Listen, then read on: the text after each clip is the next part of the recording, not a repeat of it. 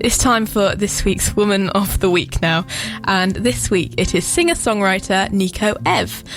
Nico is from Glasgow, and ever since winning a songwriting competition 3 years ago, she discovered her passion for writing acoustic and indie folk kind of songs. Coming up, we'll chat about the live sessions which she's been doing over lockdown, but first I asked her how she would describe her sound.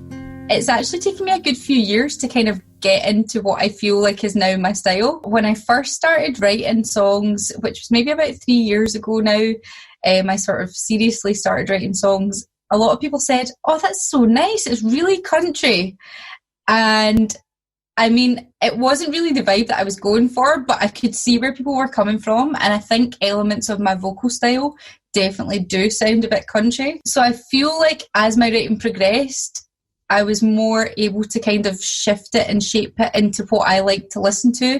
And I felt with the track Hunter, that was the first track that I wrote that I thought, yes, that is my style. So I was really excited when that one was finished, because I just thought I've kind of managed to encapsulate, you know, I always judge it on, would I like to listen to that? Would I press the little love heart on Spotify if that was me listening to it? And I think for some of my earlier songs, maybe not quite my taste, which I know sounds daft for it being my own song, but certainly with Hunter and then the songs that kind of came thereafter, I felt, no, I've definitely tapped into something that I feel is what I would like to listen to. It's great. I think, as you said, with kind of finding your style, I guess any artist has to like go through that process, don't they? And just kind of evolve and see what works and what doesn't. Definitely. I mean, as I said, like people kept saying, I love that, it's so country. And I was just like, because it wasn't really, I mean, as much as I like country, it's not like a huge part of what I listen to. I'm more into sort of artists like the Staves. I loved Damien Rice was the first album that I ever truly loved. I was maybe about 14 when I found it. I love the sort of acoustic and soft stuff. I love like Lisa Hannigan. I love First Aid Kit, and for me they are slightly country, but for me that's kind of like the right side of country in terms of my own taste. Love Laura Marling. I love Regina Spektor actually as well, although she's a lot more piano based. So yeah, I definitely felt like I wasn't quite hitting the nail on the head at the beginning, but I feel more comfortable now that my songs are sort of sliding into a sort of groove that I would also like to listen to as well. So I've got there in the end. I also found your journey into like being a songwriter quite interesting. Can you kind of like describe what happened to you a few years ago? Well, actually for about 10 years, or maybe more actually, I've sang in sort of function bands that do weddings and all the rest of it. And one of my bandmates runs a lot of like sort of open mic nights and music nights and stuff like that. And he said, Nick, I'm running a songwriting competition. Why don't you come along? And my first answer was, well, because I've not written any songs that I could sing. But then the more I thought about it, I just actually come out of a long-term relationship and I thought, do you know what? I'm not really doing much else. This would be a really welcome distraction. And I said, what's the minimum number of songs? He said, right, you need 2. So I thought, right, I can do 2. So I thought, yeah, put my name down for that then. So he did. And I went along to the heats and things like that. And I was delighted to be invited to the final. And I went up and I sang my 2 songs, the only 2 songs that I had, and I blinking won it, which I couldn't believe. And I don't know, I feel like that just gave me the boost that I needed to, it kind of gave me a wake-up call that people might actually want to be listening to what I was writing. Whereas I think, I don't know, I've always written since I was a little girl, but I've never taken it seriously. I always felt as if, oh, that's a wee hobby, or, you know, I was encouraged in certain ways in music, but I feel like for songwriting, I didn't realise that was a job. I didn't realise you could actually do that. So it wasn't until my friend Adam said, listen, why don't you come along, that I thought, right, I'm just going to say yes and I'm going to do it. The artist you've picked for the favourite woman in music, I don't actually listen to her a lot, you know, but I feel like I'm to start listening to her now. It's Laura Marling. So can you talk to me a bit about Laura Marling and why you've picked her? Laura Marling is someone who's been like on the periphery of music that I've kind of dabbled with since I was maybe about 20. I think I was first introduced to Laura Marling when I was at university. And I listened to a few of her songs, but I think that was probably before Spotify and things like that. And I didn't have her album or anything. So I kind of forgot about her for a while. And I've picked her back up in the last few years. And there's something about her vocal delivery that is so amazing. And it's like really organic sounding, which I love. And she really has her own sort of distinctive style. And I guess part of what I like about Laura Marling is she doesn't conform to sort of songwriting norms. She doesn't really worry about structure too much. It's definitely not formulaic. Sometimes you get a wee surprise when you're listening to her stuff and you think, oh, I wasn't really expecting that to go there. And particularly her new album's quite different, I have to say. And I think it was maybe about 4 or 5 years ago, I went to go and see her in Glasgow Royal Concert Hall, and it was just such an incredible gig. She was backed by I think it was the RSNO, which is the Scottish National Orchestra, and it was her tunes just with orchestra in the background, and it was just incredible. I remember sort of perching up in one of the higher seats at the sides so I could see right down into what all of the orchestra were doing, and it was an incredible gig. That's Goodbye England, covered in snow by Laura Marling on Gorgeous FM, who is this week's Woman of the Week's favourite woman in music. There's a lot of women in that sentence. The Woman of the Week this week is Nico Ev. She's a singer-songwriter from Glasgow who's popular on the Scottish music scene with her acoustic indie folk sound, a little bit like Laura Marling, I guess. And I've got an exclusive live session from her coming up, but we've got a couple of exclusives on the show this evening, in this segment in particular, and one of the first of them is coming up. Nico's got such a big passion for songwriting, and I, as a complete novice of all things musical, I have no idea how to play a musical instrument. I sing along to people in the shower, but I just don't know how to write a song, so I'm naturally just fascinated by how people do it, and I thought Nico Ev was the perfect person to ask that. What I would say is quite often I just get an instrument near me, so I play a little bit of piano, I play guitar. Guitar is probably my normal go-to if I'm writing a song, and I literally just pick it up and just see what's floating about my head.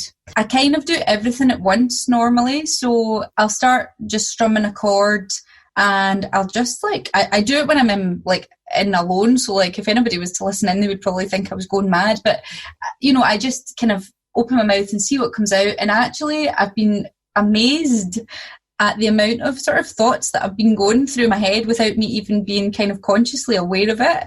And sometimes it'll be a melody that I think, oh, that worked nicely, but I didn't like the lyric, and I'll just kind of hum sounds along until I kind of get the lyrics. And I think for me, lyrics have to feel nice and sound nice as well as having the meaning. So sometimes I'll find a word that I like, and I'm like, but how could that relate to the song? And then I'm like, oh, instead of saying that way, I could say it this way, and I could use that lovely word that feels nice. It's a process that kind of changes depending on how I'm feeling. But other times I just get ideas, maybe like a verse, and I leave it for maybe 4 or 5 months.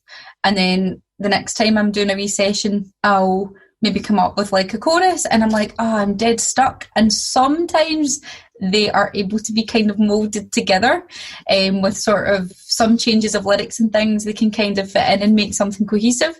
But don't get me wrong, there are so many voice memos on my phone that I've never gone back to yet. But I mean, I might. I don't know, but I would say voice memos are my way forward. Whenever I come up with something that I think, oh, there's something in that, I'll record a voice memo. As well as doing a lot of songwriting, obviously, you're doing a lot of live sessions as well during lockdown, online and stuff. So how have they been?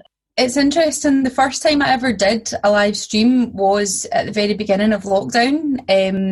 I had seen somebody on my Facebook feed who's a songwriter had posted that she was in a festival, and I thought, oh, I wonder if they would let me in the festival. So I got in touch with the organiser, and they said, yeah, definitely. And I was absolutely terrified the first time I did a live stream, because I'd never even gone on live to say something or anything. I'd never done it, and I thought, gosh, I've got all this I don't know, I've got all this technology that I don't know how it works, and what if I press the button and nothing happens? And there was the organizer, Nick, phoned me and said, "Oh, you're right after the guy that played all the piano for the new Elton John film." And I was like, "Oh my god!" And it was quite, I mean, I can't quite remember all of the lineup, but there was some really established people in there. So anyway, I sucked it up and I thought, yep, I'm going to do it.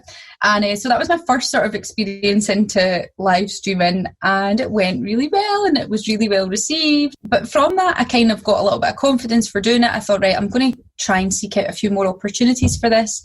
And it turns out a lot of people were putting on gigs and trying to, promote them. And there was a lot of charity work that I ended up doing. I've sung gigs, virtual gigs, unfortunately, in Australia. I've done some in Amsterdam. I've done some in France. It's actually opened up a whole new community to me. I'm kind of in touch with people from the US now and things like that I would never ever have been in touch with if it hadn't been for the live streaming. I watched a few of your YouTube videos, and I was just you're just sat in your beautiful living room, and I'm just like, that's living room goals, just doing it. Well, I love interiors, but I'm like also a total bargain hunter as well. So don't be fooled. Like a lot of stuff is from like B&M or like my from eBay, and it came with horrible cushion covers and things like that. And I just went to Dunelm and got nice ones. So don't be fooled. It's like all done in a shoestring. I really want to talk about your new single, "Floating Free." I feel like this could be a bit of an exclusive for Gorgeous, could it? Yeah, absolutely. I've not spoken to anyone about it yet. Floating Free is about kind of letting go of the reins, just kind of going with the flow, I suppose. Because I think we can sometimes get so tied up in our worries and what ifs and stuff like that. And actually, this song is just giving you permission to just be like, nah, that's like someone else's problem. Just go along with whatever's going on. So I guess in a sort of looser sense, it's about that. But actually, in a more personal sense, I kind of wrote that about relationships and tending to go through relationships that maybe didn't work out. I guess for me, the song was a little bit maybe like, well, don't put all your hopes on that. That's not the only important thing in life. Like, there's so much more that life has to offer. That's maybe for 5 years down the line, or maybe 10 years down the line, or maybe never. Maybe you're going to be a cat woman, and that's also okay. I don't mean cat woman in the cool sense. I mean, I have loads of cats that like eat you when you die and no one knows. Yeah, so it was kind of about that. Like, just like, don't panic about it and don't worry about it, and just float free and enjoy what you're doing at the time. Because I think I'm so guilty for the next thing. And I've had to kind of try and bring myself back and retrain myself to be like, no, actually just appreciate and enjoy what you've got just now. That's the new single by Nico Ev, Floating Free, here on the Women in Music show on Gorgeous FM. And she is this week's Woman of the Week. And that was a bit of an exclusive. Very, very excited to have had the first play of her new single. It's out tomorrow. And yeah, super stoked that we got that in. And speaking of exclusive, coming up is a live session of Nico's song Hunter, which she has recorded just for us. And the video will also be on the Gorgeous FM socials in due course. Wait and see for that.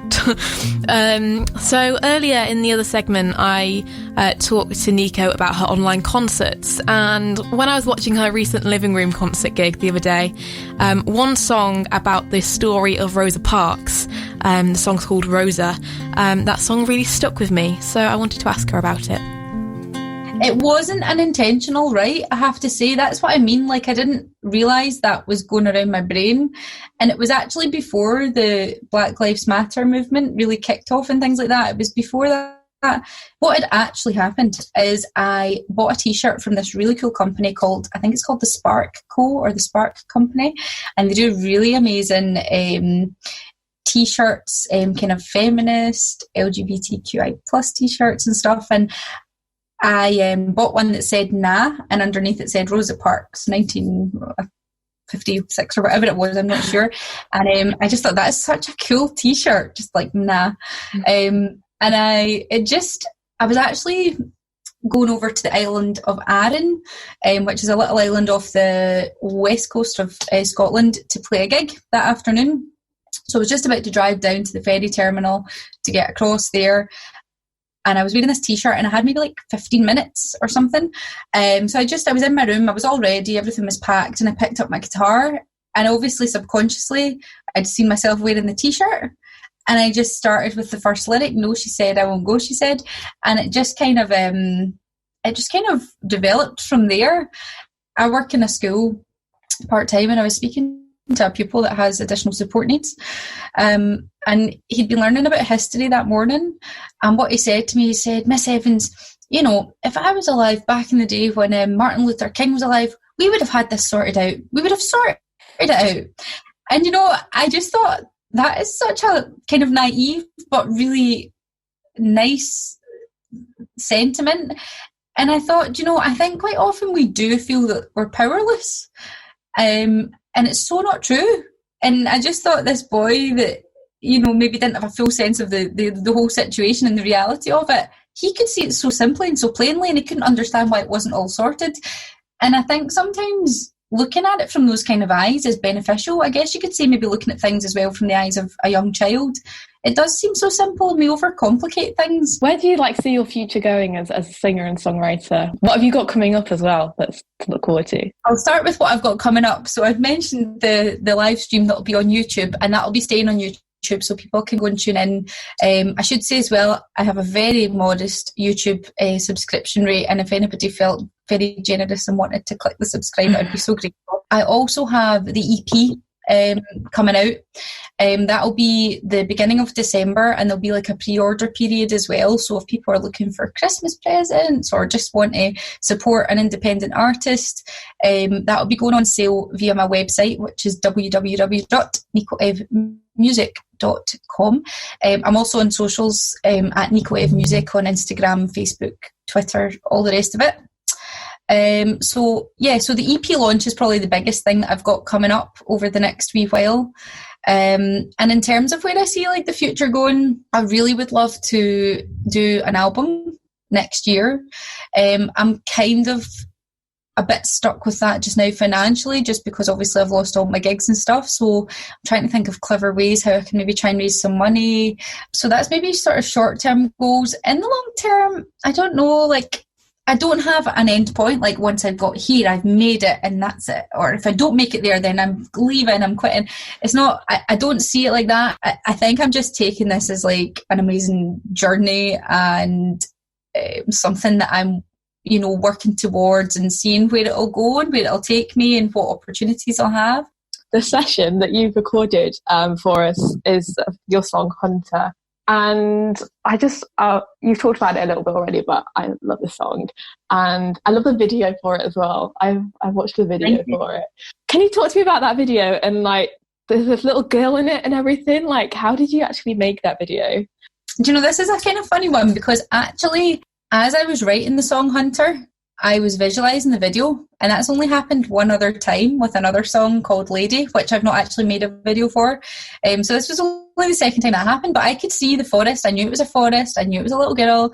So actually storyboarding the video wasn't that hard, because it was as if I'd seen it as a film or something. And that sounds really strange, but it was almost as if I'd been shown it. I think like the song itself, basically it kind of came about because my little niece Chloe is about maybe 3, I think she's just turned 4 actually, and everyone says, "Oh, that's just you when you were young. What's it like to see yourself like from the outside?" And I mean, that's the biggest compliment I could ever receive, because she's so amazing, and this wee girl is just like vivacious and brave and courageous, and she's rolling about playing rugby with the boys, and but then the next minute she's doing ballerina moves, and she's, you know, she's not shy, and she's so sociable and always including everybody in things, and she's a really special heart. She's a really beautiful little soul. And part of me kind of sat back and thought, it's funny how when you become an adult you kind of lose a little bit of the sparkle, maybe of that kind of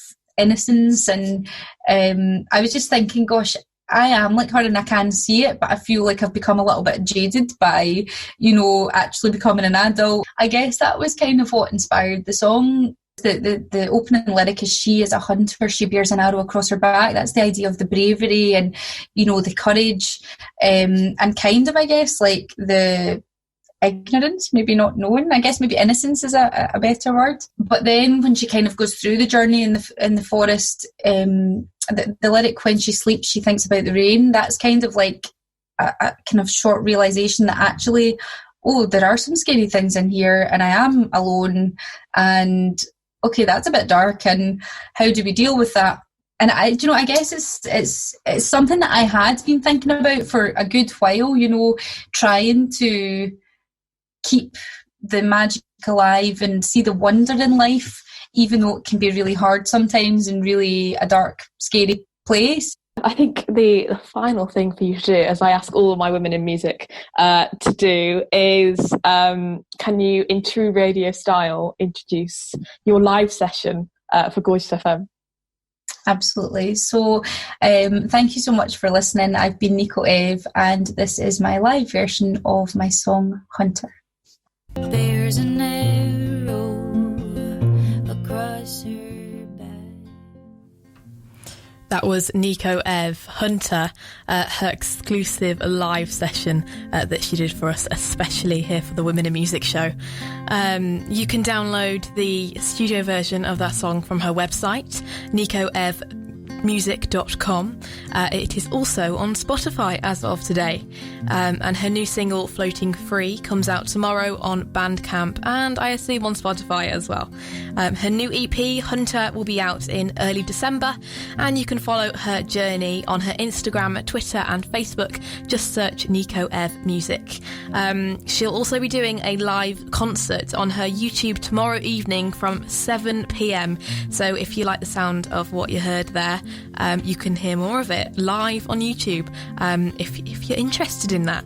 And I'd like to just give a huge thank you to Nico Ev for chatting to me. We had a really good natter. It lasted for about an hour, so it was really difficult to put down into 3 bite-sized chunks, but I think I did a good job of it. But yeah, she's just such a great talker and so passionate about what she does, so it was such a privilege to chat to her. If someone's so passionate about what they do, it makes me very happy. Anyway, I'm going to play